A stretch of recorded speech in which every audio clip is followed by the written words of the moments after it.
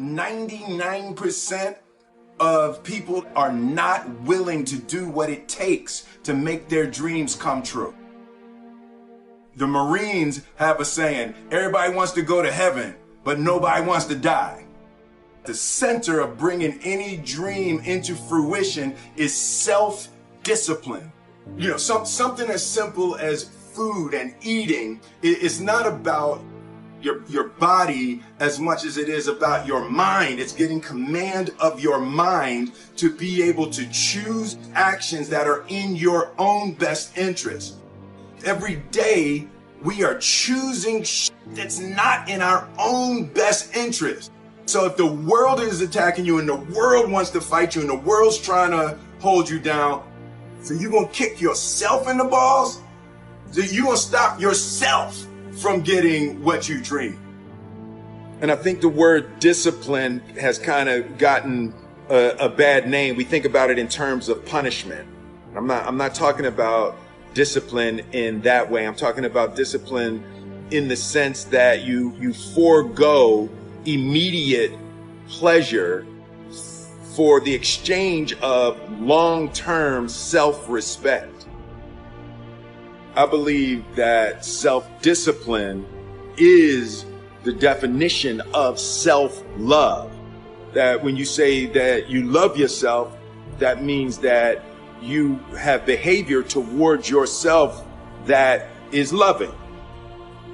Self-discipline is the center of all material success.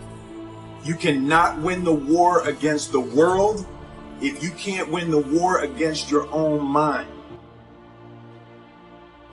Self-love is when you say to yourself, man, look, I know you and that girl got a real connection.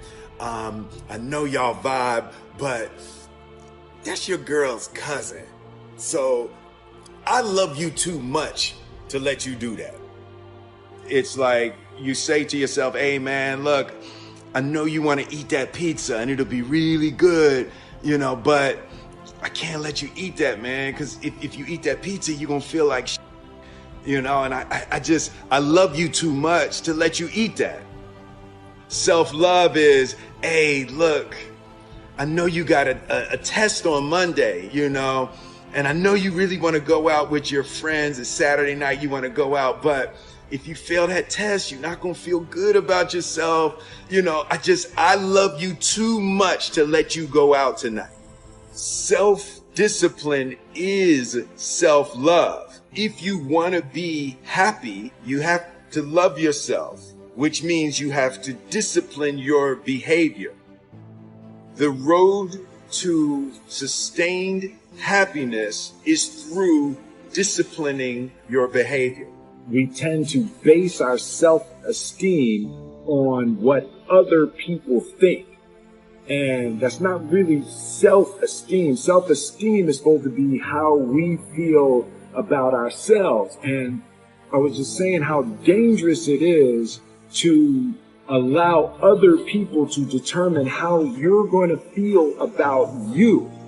And it's kind of like looking into a broken mirror. You're going to look in a broken mirror and then change your face to try to look good in this defiled, busted, broken mirror.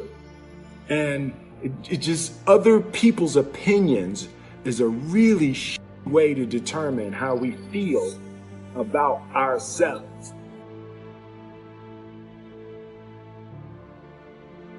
It don't matter whose fault it is that something is broken if it's your responsibility to fix it. For example, it's not somebody's fault if their father was an abusive alcoholic, but it's for damn sure their responsibility to figure out how they're going to deal with those traumas and try to make a life out of it.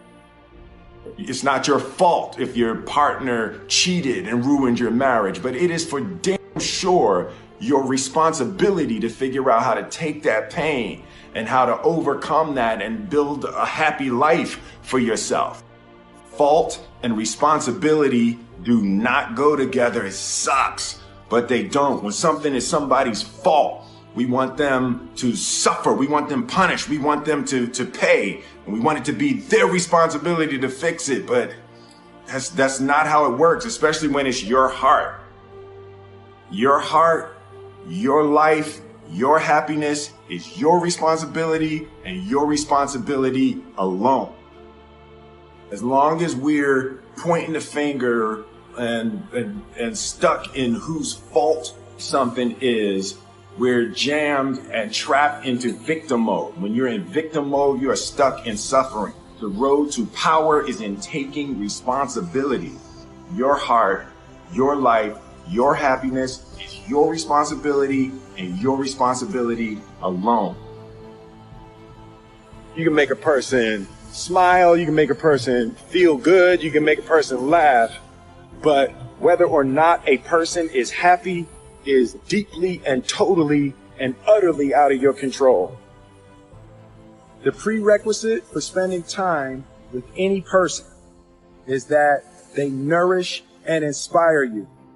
They feed your flame. Look at your last 5 text messages. Are those people feeding your flames or dousing your fire? Put your phone down for just a second and look around. Look to the people around you. Are those people throwing logs on your fire or are they pissing on it? I want my life, I want my work, my family, I want it to mean something. And it's like, if you are not making someone else's life better, then you're wasting your time.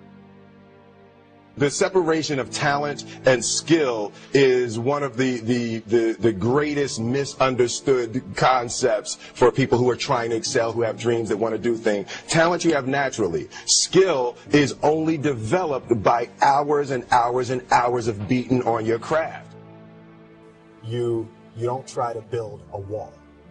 You don't set out to build a wall. You don't say, I'm going to build the biggest, baddest, greatest wall that's ever been built. You don't start there. You say, I'm going to lay this brick as perfectly as a brick can be laid. There will not be one brick on the face of the earth that's going to be laid better than this brick that I'm going to lay in this next 10 minutes. Yeah. And you do that every single day. And soon you have a wall. And soon you have a wall. And I think psychologically, the advantage that gives me over a lot of people that I have been in competition with in different situations is it's difficult to take the first step when you look how big the task is. The definition of who I am is very clear to me, and it also redefines who I want to be, in that I know for a fact that I'm stronger than I thought I was. You know, you can't help but ask yourself the question, what would I do if I was in Muhammad Ali's shoes? I'm motivated by fear. I hate being scared to do something. And I think what developed in my early days was the attitude that I started attacking things that I was scared of. Why were you scared in your bed the night before? What do you need that fear for? Just don't go. Why are you scared in your bed 16 hours before you jump? Why are you scared in the car? Why could you not enjoy breakfast? Fear of what? You're nowhere even near the airplane. Everything up to the stepping out, there's actually no reason to be scared. It only just ruins your day. You don't have to jump. And then in that moment, all of a sudden, where you should be terrified is the most blissful experience of your life. And God placed the best things in life on the other side of terror.